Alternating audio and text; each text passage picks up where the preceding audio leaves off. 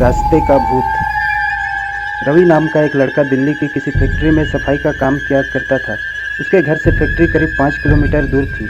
वो हमेशा अपनी साइकिल से ही फैक्ट्री जाता था। रोज की ही तरह आज भी वह घर से फैक्ट्री के लिए निकला। उसे रास्ते में पड़ने वाले एक चौराहे पर एक लड़की दिखी जो उसे गुस्से में घूर रही थी।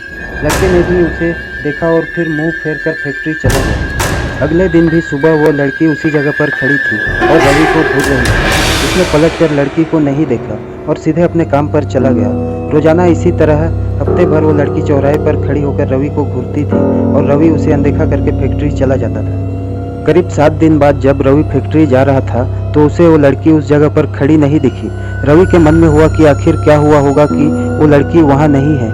रवि ने सोचा कि उस लड़की से कुछ पूछने या बात करने में भी डर लगता था क्योंकि वो बुरी तरह से घूरती थी। इन्हीं ख्यालों के साथ वो फैक्ट्री पहुंचा और साफ सफाई करके शाम को घर लौट गया।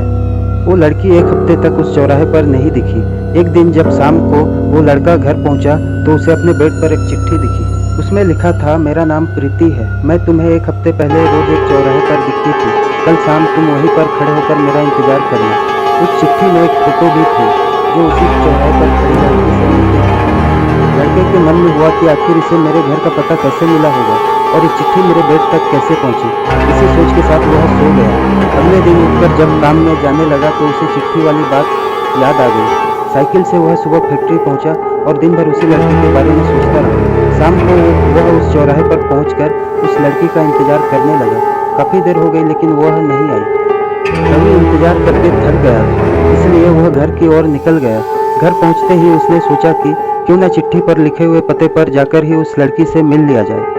रात होने को थी इसलिए उसने सुबह सुबह उस लड़की के घर जाने की सोची। सुबह होते ही जल्दी तैयार होकर रवि चिट्ठी पर लिखे हुए पते पर पहुंच गया। वहां जाकर जब उसने घर की घंटी बजाई तो एक आदमी बाहर आया। उससे रवि ने कहा कि मुझे प्रीति से मिलना है। यह सुनते ही वह व्यक्ति चौंक गया। जवाब में उसने पूछा, क्या प्रीति से मिलना है? उसे मरे हुए तो 2 महीने हो गए हैं। तुम्हें अब उससे क्या काम याद आ गया? यह सुनते ही रवि के होश उड़ गए।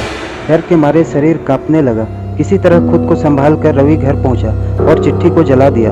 उसके मन में कई तरह के सवाल उठने लगे।